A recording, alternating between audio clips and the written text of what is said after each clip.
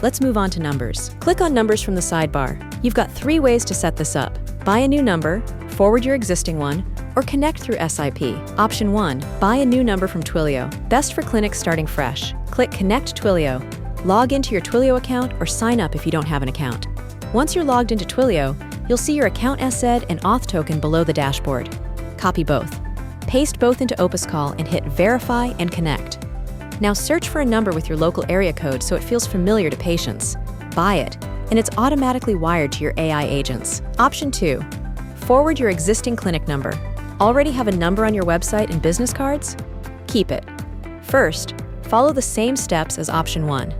Connect Twilio and buy a new number through OpusCall. Then log into your phone provider, Bell, Rogers, TELUS, RingCentral, whichever you use. Find call forwarding settings and enter your new Twilio number as the forward destination. That's it.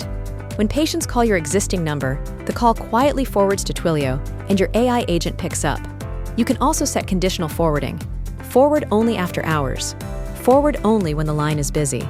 Forward after a few rings if no one picks up. Your call, your rules. For traditional landlines, dial 72 followed by your Twilio number to enable forwarding. Dial 73 to turn it off. If you get stuck, head to our support section. We have step-by-step guides for every major Canadian provider. Option 3. Bring your own SIP trunk. This one's for advanced setups. Skip it if you're not technical.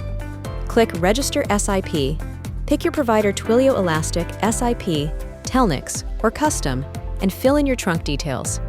SIP domain, port, transport, and authentication.